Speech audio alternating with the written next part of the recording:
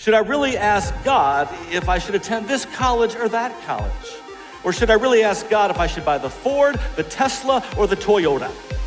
Really? I mean, does God even care? Well, here at MCC, we are a diverse community, seeing future generations transformed by the gospel. And if you are new here, I just want to welcome you. So thankful that you're here. And after the service, if you have any questions at all, normally I would be standing out there, but Mona today, one of our elders, will be there after the service between the banners that says new here. And I encourage you to stop by and ask any questions of her that you might have. I have a wedding that I have to officiate right after this service, so I actually have to just kind of make a beeline out of here right after the message so I can make it there in time. But I'm excited to be here to deliver this message because we are in this series on James. And we've been focusing on different themes, trials and how to really look at them differently.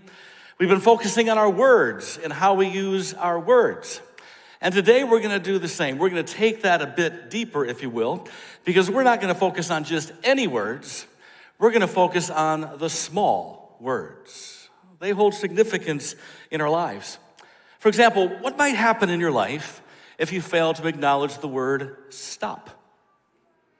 Well, it could turn into a traffic ticket. It could also result in the end of your life. For example, in Michigan, there was a driver who failed to acknowledge the word stop. She was driving with her family over 50 miles an hour, and she saw the sign that precedes the stop sign that warns her to stop. She missed that one and then blew through the stop sign altogether over 50 miles an hour through this intersection. Well, that wouldn't be a bad thing, except for Carol and I happened to be in the intersection. And it turned into a horrible accident. Well, we were taken to the hospital by ambulance. We were there for just a short while. The mother, the driver of the car, she was in the hospital for a few months afterwards, healing. Her mother in the passenger seat was instantly killed. Her 4 children in the seat behind her were airlifted to the hospital in order to save their lives. And in that accident, my leg was sliced open. And to this day, when I look down and I see that scar on my knee, I'm reminded of her, that mother.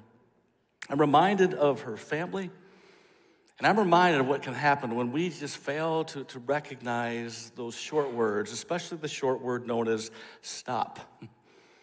Well, today, James wants to remind us of the painful outcomes we can experience when we ignore an even shorter word, the word if.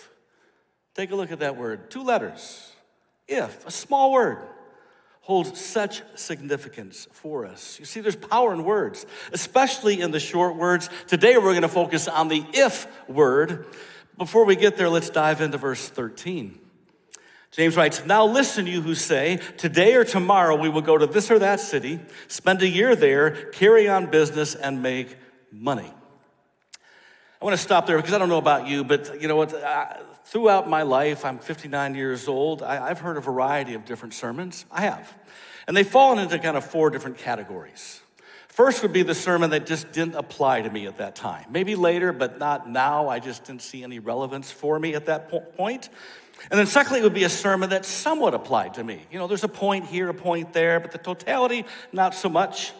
And then there was a sermon that really applied to me. It felt like a bullseye the entire way through. And then there was a sermon that really applies to everyone. Well, I think today's message falls into that category, a sermon which applies to all of us.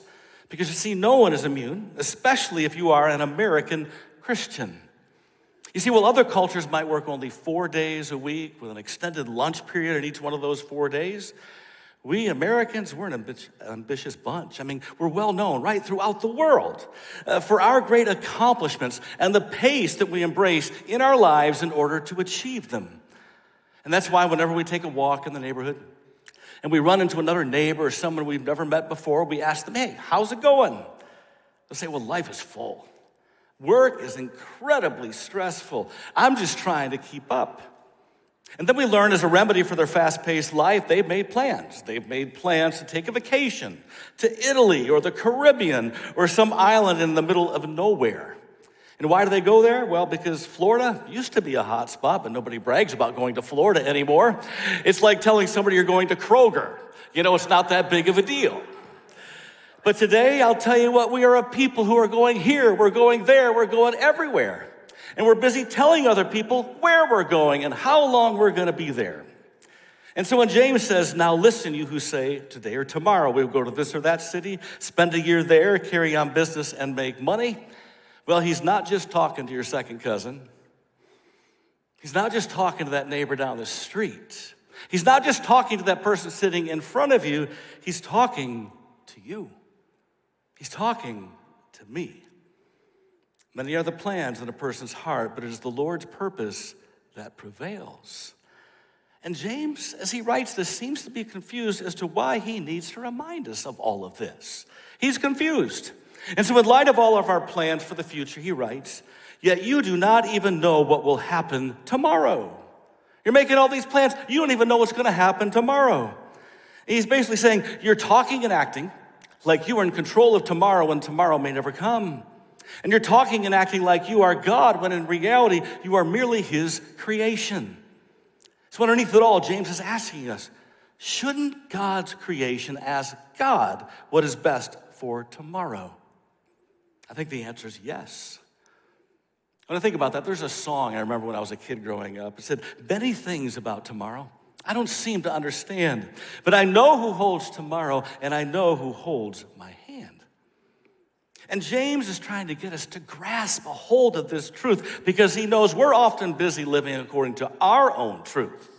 So James says, you know what? Here's the truth. In case you're missing it, let's set the record straight. He is God and you are not. But just in case you've forgotten who you are, he says, let me remind you who you are. He says, you are a mist that appears for a little while and then vanishes. You are a mist that appears for just a little while and then vanishes. So James is saying, you know what? Brett, God made you. He loves you. And this is you. Did you see yourself? Wasn't that beautiful? John Michael, God made you. He loves you. And this is you. Sorry, we got a little John Michael over you there. But you get the point. We are a mist that appears for a little while and then vanishes. Now, if I'm going to apply this to my life, I would take a look kind of like at peanut M&Ms. Because I don't know about you, but for me, I go to the gas station, I get a bag of peanut M&Ms, and they only last as long as it takes me to get home. Right? I mean, it's only 2 minutes from the gas station to home, and that bag is gone. So for me, life is like a bag of peanut M&Ms. James would say life is like a vapor. And while James desperately wants us to understand this reality, he doesn't want us to misunderstand what he's saying either. For example, James is not saying that he's against us making plans. What James is saying is that before we make plans, we should consult God, who already has plans in mind for all of us. And since he imagined us, he created us, he gifted us, and he loves us, only he knows what's best for us. So it would be wise to consult him first before we act. So let's step back from that. Let's just ask, okay, what significant event might this relate to in all of our lives? Well, how about the election? How about the election? I mean, I've heard Christians say that when it comes to the election, they're going to do this and they're going to do that. They're going to say this, they're going to post that. And if the wrong person wins, well, they're going to do this, they're going to do that, they're going to say this, they're going to post that. All kinds of Christians making all kinds of plans. What might it look for all of us to consult him first before we act? How about this? Take a look here. As a follower of Christ in this election, I will commit to Jesus and his way over any political candidate or party. Matthew 22:21. How about starting there? And then I will respect others as God's image bearers without demonizing those who disagree with me. James 3:9-10. Then thirdly, I will use social media to reflect Jesus, not simply share my opinions. Colossians 4. And then I will filter my politics through my love for God and my neighbor. Mark chapter 12. And then no matter the election outcome, I will trust God with the future. Ephesians chapter 1. And I recognize that I can love people, they can love God, and we can vote differently.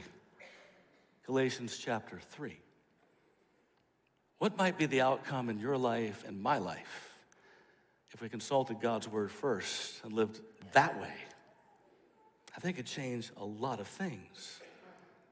Let's keep in mind here, James is not saying he's against us making plans. What James is saying is that before we make plans, we should consult God who already has plans in mind for us. Basically, we need to trust him. And this leads to something else that James is not saying. James is not saying that we should make our plans and then ask God to bless them.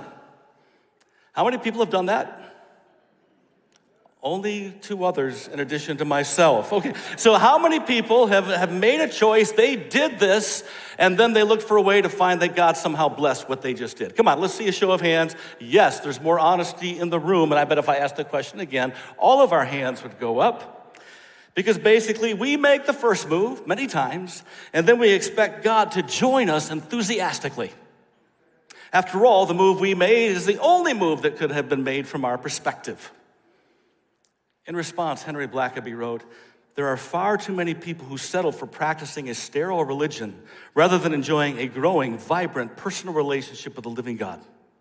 Look and see where God is moving and join him in his work."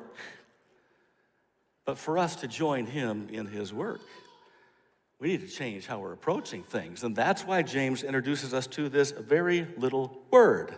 He's saying rather than talk in the ways you're talking, rather than walk in the ways you're walking, rather than move in the ways you're moving, you should say, if. Repeat after me, if. Now, how should we apply that? James says, if it is the Lord's will, we will live and do this or that. So if is not just a short little word. It's not just a conditional word. It's a word marked by humility. Now, I know what some of you are thinking because I've thought the same thing myself. I really have. I mean, should I really ask God if he wants me to go to the Bahamas or stay home? Really? I mean, should I really ask God if I should date this person or that person? Should I really ask God if I should attend this college or that college?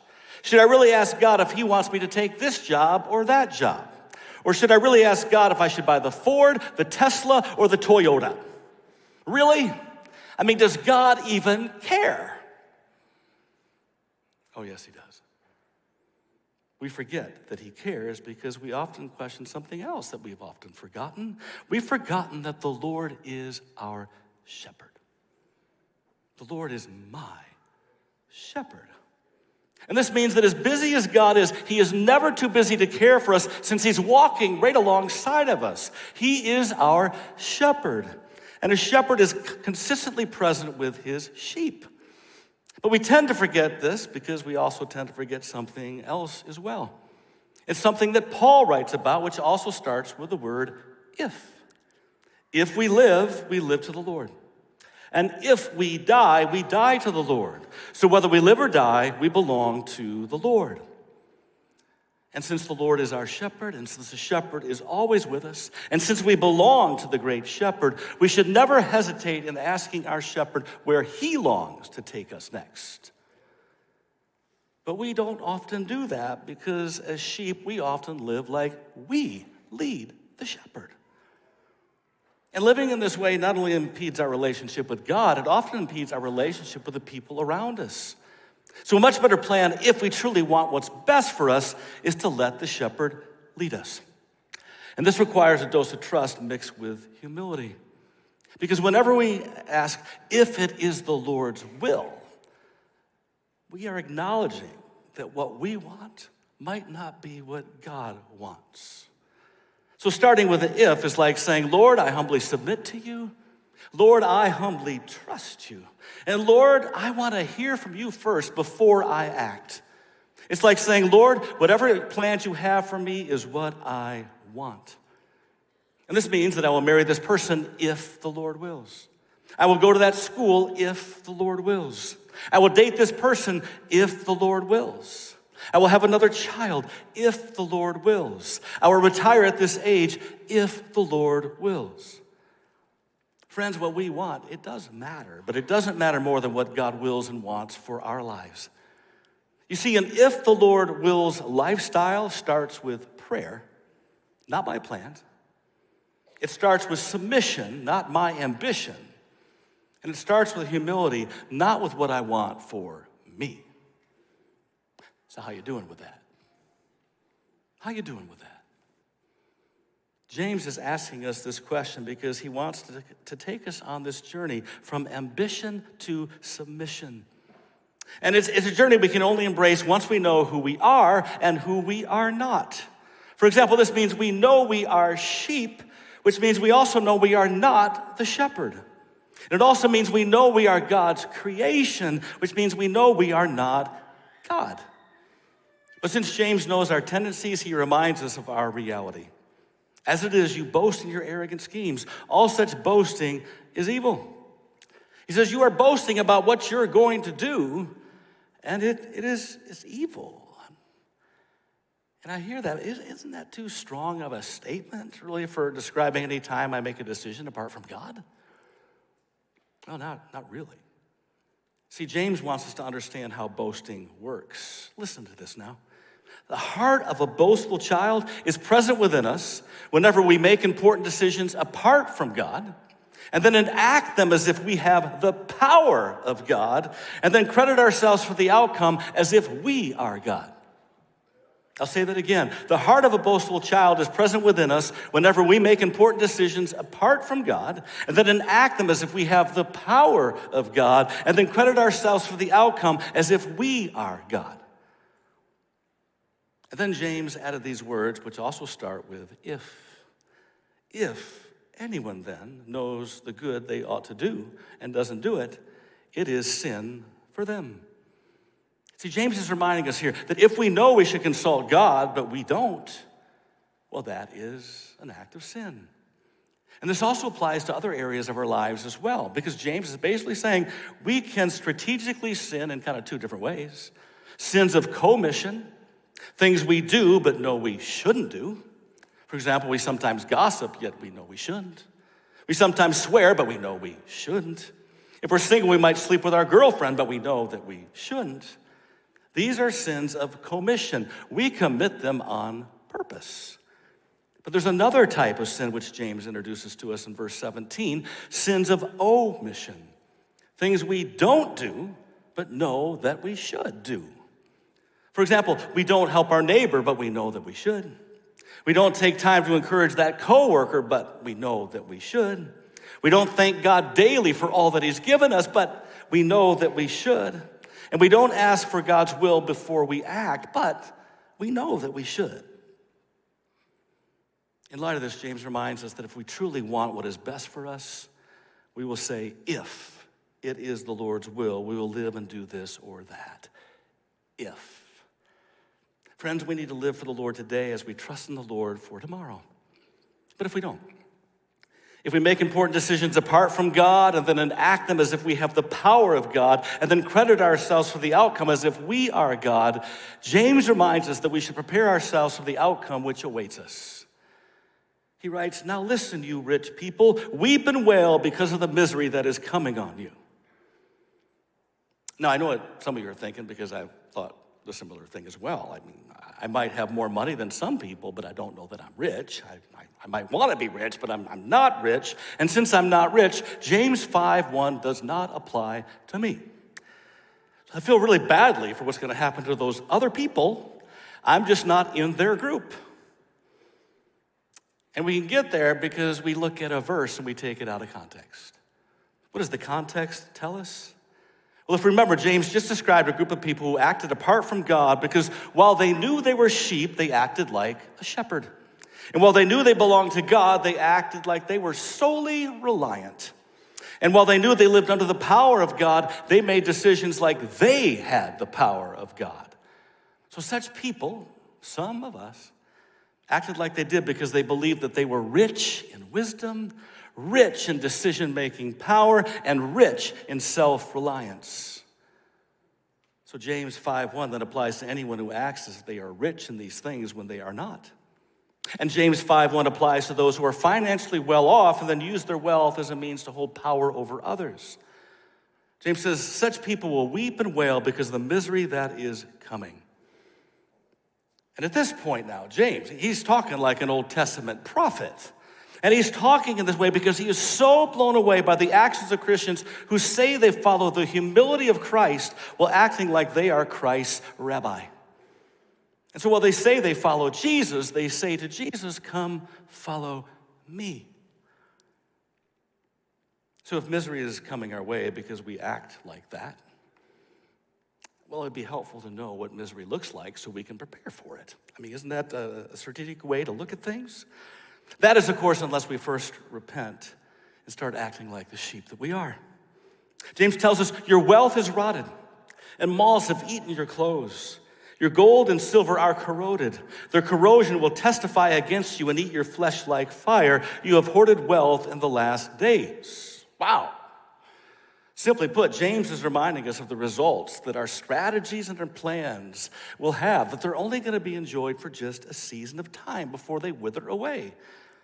And why is that the case? Why do all of our good plans and our strategies and all that we're about, why do they only last for a season? Well, because like us, they are a mist that appears for a little while and then vanishes. So given that then, wouldn't it be a much better plan to consult the Lord's will first so we can experience results which last? And I would say yes. But if we fail to do that, James tells us what our mindset then will be. That we'll be willing to do almost anything to better our position, even when it makes it harder on others. So James writes, look, the wages you failed to pay the workers who mowed your fields are crying out against you. The cries of the harvesters have reached the ears of the Lord Almighty. So James here reminds us that while others will feel the results of our ambitious pursuits, the Lord will hear them in their pain. And he will one day hold us accountable. After all, you have lived on earth in luxury and self-indulgence. And friends, we live in such ways because as sheep, we have chosen to live like shepherds who have prayed, not your will, but mine be done. But that's not all.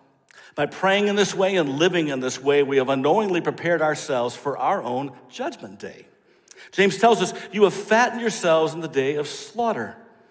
You see, just like the animals in the Old Testament were fattened up before they went to slaughter, James says our own ambitious pursuits have fattened us up for the day of judgment that we'll receive from God. So the more self-indulgent our hearts, the more selfish our pursuits, the more we have acted like shepherds instead of sheep, the more we have acted like we are rich in our own wisdom, the more appropriate and severe our judgment will be. Because in doing so, you have condemned and murdered the innocent one who was not opposing you. Basically saying in all your ambitious pursuits, you're trampling over others in your words. You're killing them with your words, but you don't really care because you're getting what you want. But the true God of righteousness, the true God of judgment will one day have a say, is what James is telling us. So if we've acted like we love ourselves more than God by pursuing plans which stand apart from God, and if we love ourselves more than others by caring little about the value of others, we have committed both sins of commission and sins of omission. And that's a problem for us because we are a mist that appears for a little while and then vanishes. And that's why James longs to take us on a journey from ambition to submission by embracing an all-important if in our lives. If, it's a short word, but it carries so much power and holds out so many possible blessings for us if we'll embrace it. It can be summed up this way. If it is the Lord's will, I will move. Will you repeat after me? If it is the Lord's will, I will move. And if it's not, I'm staying right here where I am with him. After all, the Lord is my shepherd. He is all that I need. Where he moves, I will move. And when he moves, I will move. Here's the question. Have you moved apart from him? Have you taken the first step and then expected God to bless the choice that you've made? If so, this is the time to get right with him because he's waiting. He's waiting. So I'm going to ask us all, here, watching online and here in this place, if you just close your eyes right now. And first, you might say a prayer like this. Lord, forgive me for acting like I am in charge when I should have been submitting to you.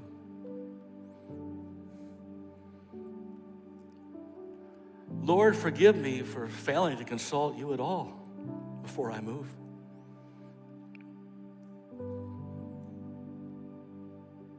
And Lord, forgive me for making a choice and expecting you then to bless it. Lord, forgive me.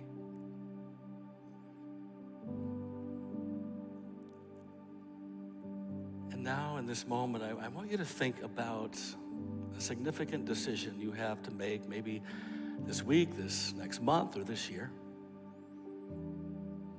Identify it clearly in your mind and your heart right now.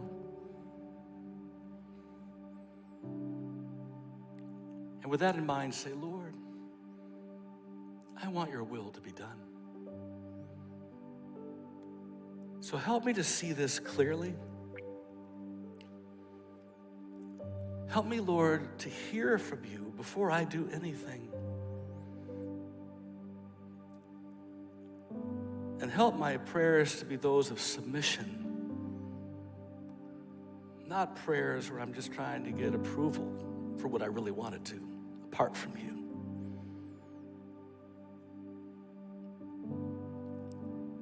Lord, I want to walk in your blessing. I want to walk in your way. This is our prayer. And friends, for that to be true of all of us, we need to make room for him. To make room in our lives for him to speak. To make room in our lives for us to hear. To make room in our lives for us to obey and to walk in the way of blessing he holds out for us. So let us all make